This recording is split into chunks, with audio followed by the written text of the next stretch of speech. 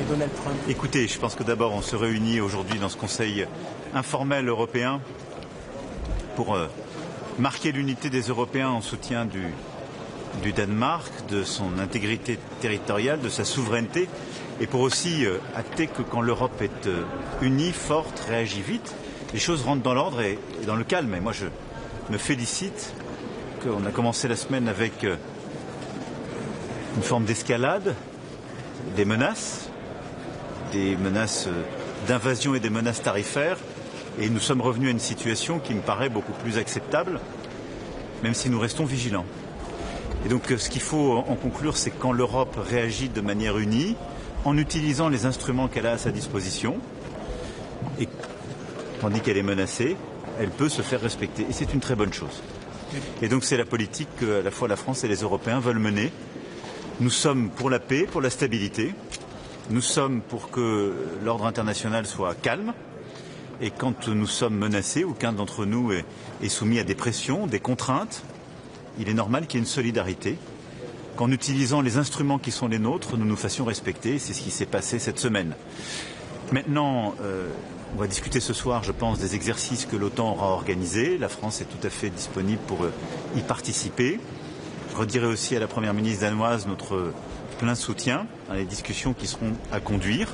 Et nous restons extrêmement vigilants et donc prêts à utiliser les instruments qui sont les nôtres si on était à nouveau sous le coup de menaces.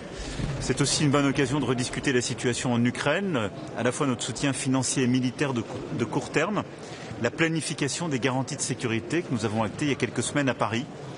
Et je pense que c'est à cet égard aussi une bonne manière de se retrouver. Monsieur le Président, est-ce que vous pensez que M. Trump agit ou parle comme un allié ou un ami de l'Europe? Écoutez, je ne suis pas là pour qualifier, les choses rentrent dans le calme et donc il faut s'en féliciter. Et je pense que maintenant les choses, il faut qu'elles soient plus stables et plus prévisibles. C'est ce qu'on veut tous. Il vous a pris la parole. Est-ce que le président Trump a pu donner son accord et quel rôle joue l'accès aux ressources? Écoutez, là aujourd'hui il y a une discussion qui va s'engager dans le cadre de l'OTAN pour la sécurité, dans le cadre des relations bilatérales qui existent entre le Danemark et les États-Unis. Et je pense que tout ce qui relève de la souveraineté relève de cette discussion bilatérale et dans la main des Danois. Ce n'est pas à nous, si je puis dire, de parler à cet égard. Et donc les principes restent les mêmes, il faut aborder ça avec beaucoup de calme. Allez-y, je vais retrouver mon... Vous avez eu des échanges un peu tendus à distance avec le président Trump. Qu'est-ce que vous êtes parlé? Est-ce que vous pensez que les relations vont continuer comme ça avec les... Je ne sais pas, ça ne dépend pas de moi. Écoutez, moi je suis extrêmement calme et constant. Ça fait 9 ans que vous m'entendez parler d'indépendance européenne, d'autonomie stratégique européenne, de respect de la souveraineté partout. On le fait en Ukraine, on le fait pour la Palestine, on le fait pour le Danemark. Et nous sommes prévisibles. Simplement, on entend que la France soit respectée, que l'Europe soit respectée.